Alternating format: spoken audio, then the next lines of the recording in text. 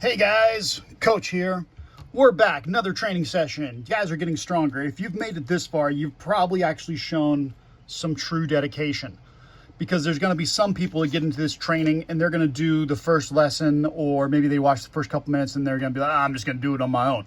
It's the people who keep coming back, going through this stuff and sitting through, practicing with it, that are actually going to get through, because I guarantee you, I know how to get you through this. Math is a lot of people's frustrations. For me, it's not. For me, math is great because if you do the process, you get the answer. And you've probably heard me say something like that before. It's always the same for everybody. It's not like reading where it's like, what do you think the author meant by this? Nah. Math, we do the process, we get the answer, and we're just doing GED, which is a basic high school level. We're not doing advanced calculus where we're getting into really weird stuff. This is like pretty straightforward, reasonable stuff. And Coach will always be honest with you when it's like things you won't see as much, and he'll tell you that, so don't sweat certain things. But today we're getting into squares and square roots. This is an extension of our exponents. So squares and square roots. You might see them in these little weird things here. And I say it's an extension of our exponents because squaring is just taking something to the second power. And it's happened so often that it gets its own special name. We call it squaring or squared. Anybody who's got any kind of construction background, I guarantee you've heard this before, the term square footage. Coach used to work in air conditioning, so we dealt with the square footage of houses and how much air conditioning we would need to cool those areas. Or if you dealt, I worked with a lot of other construction guys that did flooring or roofing, and you had to know how much surface area or floor space you had to cover. It's the same concept. We don't just make up these words and then don't use them other places. So squaring is using the second power. We'll get into square roots in a second. We're going to take a moment and look at why things are called squared. Where do we actually get that term from? As always, we're using our practice sheets, which you can download and go with stuff. And then there is low, there's medium, there's hard. But honestly, once you get the concept on this one, none of them are that difficult. The hardest thing is when we get to the square roots, and even then I'm going to show you some tricks and be like, you actually don't have to know all square roots. You just need to know a certain number, like the first about anywhere between 10 to 15 square roots, and you're actually going to be pretty good for your GED test, because they're not going to get into super high weird numbers. We're going to stay with pretty similar numbers, ones that we're pretty comfortable with, ones that we're going to be using. So just starting, let's start with, I'm going to start with this one here. Or on easy, we're going to start with number 5 from the easy section. So 5E. So on our practice sheet, 5E has 3 squared. You're like, okay, we did this in our exponents work, Coach. We did 3 squared is just 3 times 3. That's 9. You're right. That 3 times 3 equals 9. So why is that? We're going to attempt to figure out that today. So when we're squaring, we're taking it twice. This term squaring means we have 2 dimensions. It actually comes from the idea of length times width.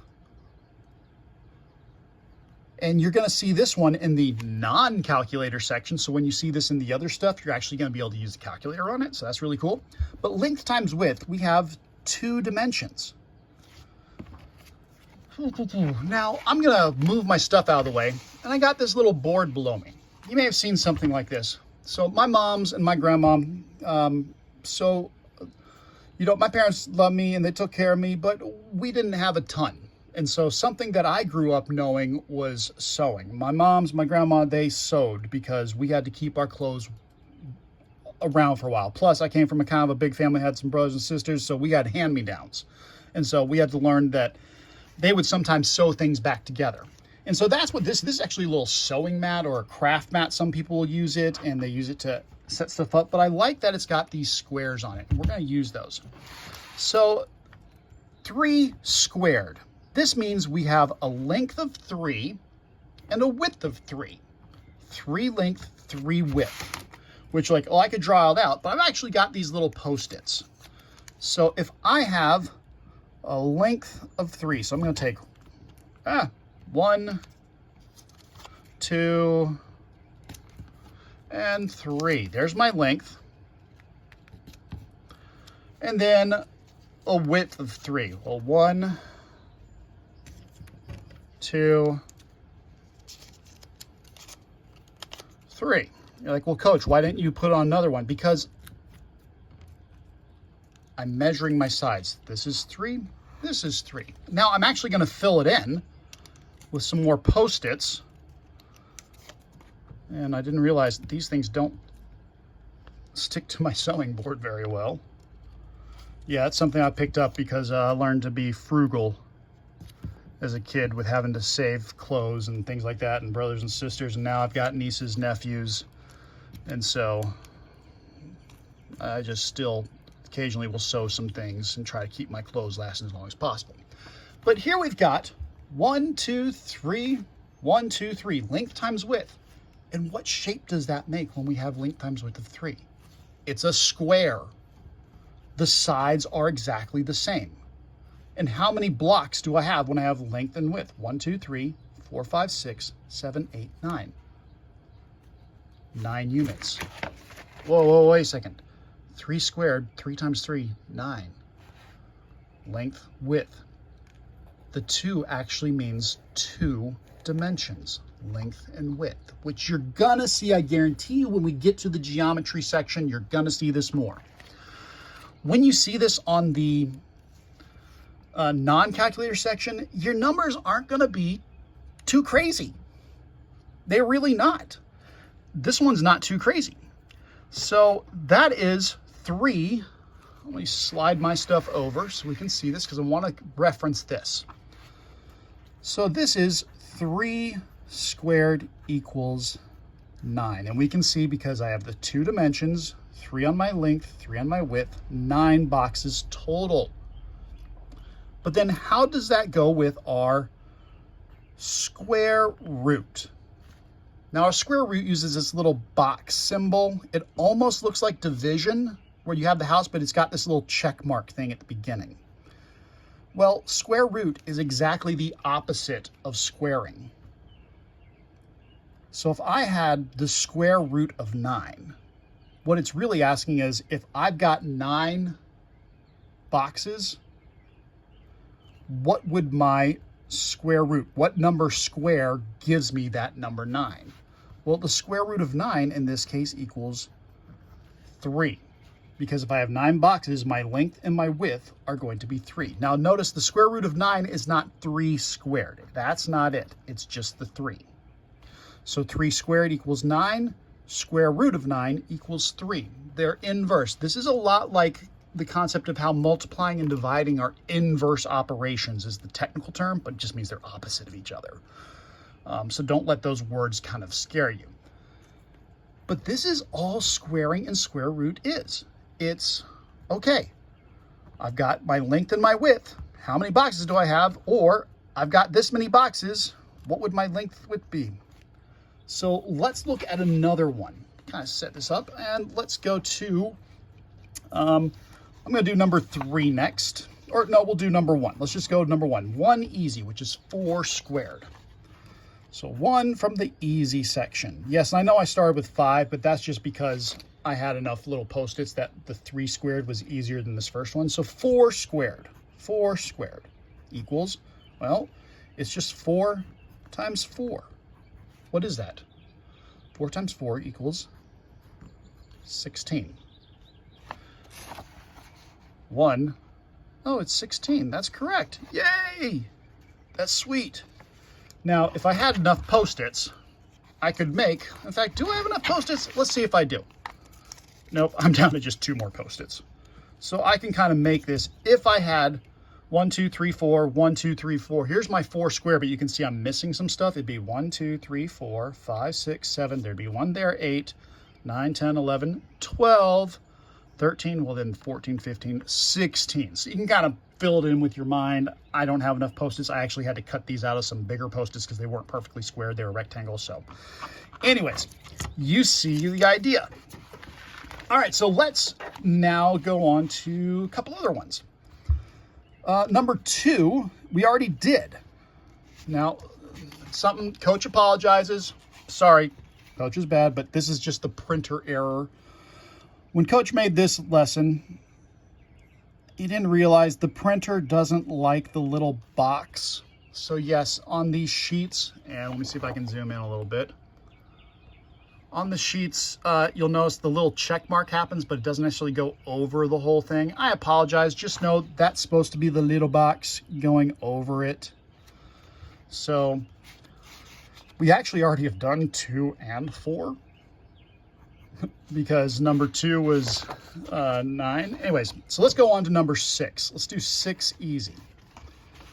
So 6 easy gives me the square root of 49.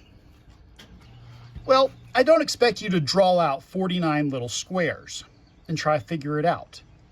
What I would want you to do is these 2 things. If there's only the one problem, you think you can get it quick, okay, figure it out. What times what? You're looking for a number times itself that gives you 49, or what number squared would give you 49? Well, in this case, it turns out to be 7, because 7 times 7 is 49. But if you don't know this, here's the skill, here's the technique. If you're trying to figure it out and you've got your little whiteboard here and you're doing your stuff, and Coach is going to do it because I've been telling you can do it. You got plenty of whiteboard, let me do it. Okay, 1 squared is just 1. 1 squared equals 1.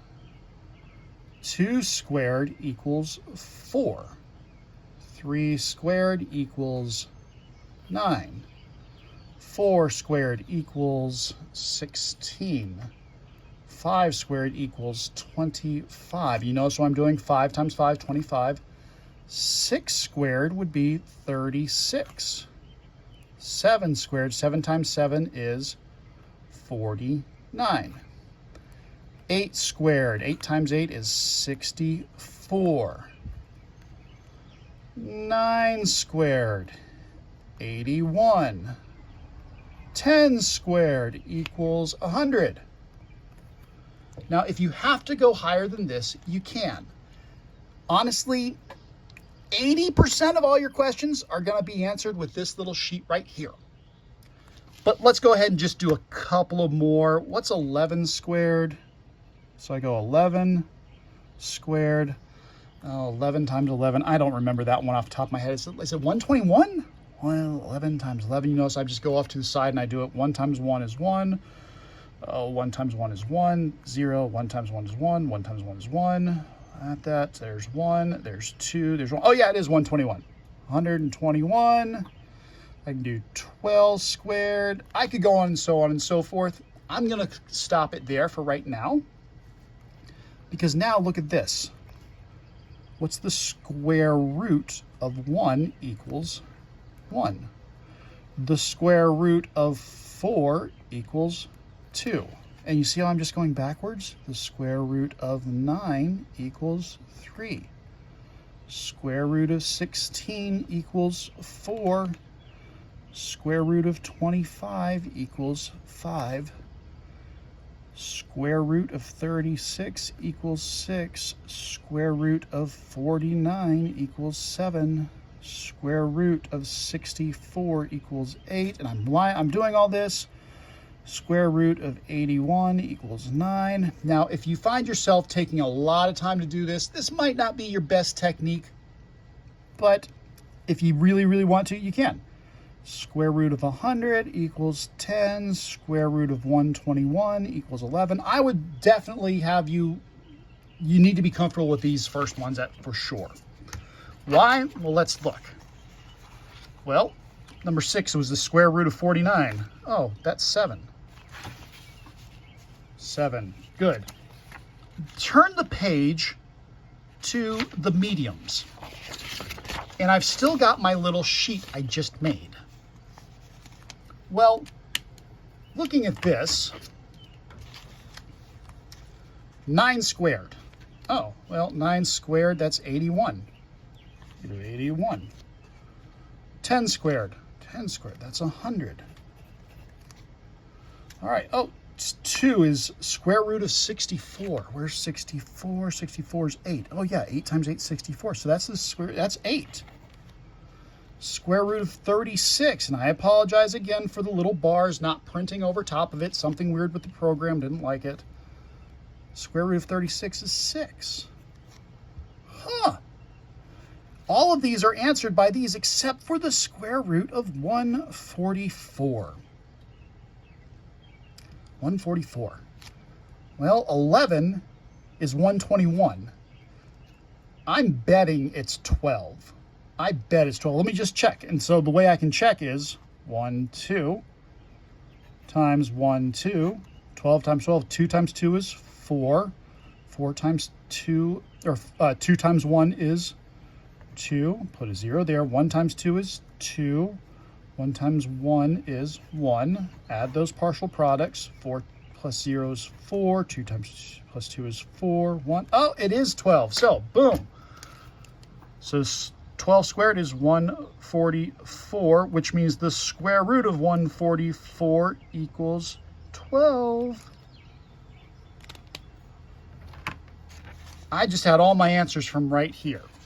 Flip the page, we're going hard. Let me show you for these last couple minutes what we might be looking at. Now, if I look over here, you see the hards go up a lot higher. The hards are going up to the square root of 225, 256, 169, 121. Well, we already know 121. Let's talk technique here. Instead of solving it, now let's talk technique. On these, chances are you're going to be given multiple choice. Well, so let's look at number 6. You'll notice I'm not worried about your squared problems because you can multiply those out pretty easy. We already spent time on multiplying. Let's talk our techniques for this. For number 6 is 225. We know that's higher than anything we have here. Well, let's say your answer choices for number 6 was A, B, and I'm just going to do C for right now. Let's say A is, 9. B is, let's go 13. And C is 15. Well, with my little sheet here, I can be like, okay, well, I know it's not 9 because 9 squared is 81. Boom. If I don't want to write out and figure out every single square root up to the answer I need, well, 13. Well, I have up to 12. 12 is 144, but 225 and 144, that's almost 100 different. I'm not feeling that one, but I'm going to put a little question mark by it. Now, 15, I'm feeling 15. That seems like it's a little more possible, but I'm going to check it. So since that one seems to be right, I'm just going to check it. So this is once again technique by looking at my answer choices and seeing which one's probably right. I'm feeling 15 because 13 just doesn't feel like it's big enough based on the idea that 12 is only a 144. So 15 and 15, I'm going to multiply those two. 5 times 5 is 25. 5, and then add 2. 5 times 1 is 5, plus 2 is 6, 7. Put in my 0. 1 times 5 is 5. 1 times 1 is 1. Let me add these together. 5 and 0 is 5. 7 and 5 is 12. Carry my 1. 1 and 1 is 2. 225, baby. We figured it out. So the square root of 225 is going to be 15. Now notice if I've written all this on here and I'm like, oh, square root of 225 equals 15. If you see something like this in another problem, let's say your next problem is the square root of 256. Well, then you know it's like, oh, just take a guess. What do you think it is for 256? If 225 was 15, 144 is 12, you can see the pattern. It's growing. It's like, oh, okay, that's probably 16. And so I would then look at my answer choices and be like, oh, well, which one's closest? If it gives me like, if my answers are, let's go A, B, C, A, B, C, and A is 16, B is 20, and C is, I don't know, let's say C is 12. Well, I know it's not that one because I already figured out 12 is 144. In between these two, I'm definitely feeling 16 more. But I could always be like, well, but 20 times 20 is easier to do. Let me just see if it's that. 20 times 20, 0 and 0, 0, 0, 0, 2 times 0, 0, 2 times 2 is 4. Oh, 400. 20 squared is 400, so that's not it, which means it's got to be 16. Now, we have the answers right down here, and we can see like, oh, yep, there it is. But that's the technique I'm talking about with this. So that is our squared and our squared roots. That's trying to show you with the Post-its why we have squared. It's the two dimensions, length and width. And I encourage you to write out your stuff as you're doing it. And don't erase it. Even when you get to the finish with the calculator or the non-calculator section, it's like, oh, I did those 5 problems. Let me erase my whiteboard and move on. No, leave it in case something like that helps you later on. Will it? Maybe not. Maybe it will. Maybe it's only one problem that might help you. But it's so much easier. Just leave it and then move on. Plus, that way you don't waste any of your precious test-taking time erasing when you could be using it to actually take the test. Wait till after you've done and submitted all your test stuff to do this. But anyways, guys, that is another session on squares and square roots. That is good. We are down. There's only 2 more sections that we're going to review for the non-calculator section. We're going to get into our integer rules and then PEMDAS, and then we'll move on. So great work, guys. Keep it up. There is a quiz on this that you can go do here in a moment. As always, it will grade your quiz and it will tell you how you do. You can practice on these sheets and check in if you're working with a tutor. They may want to see some of your work on this.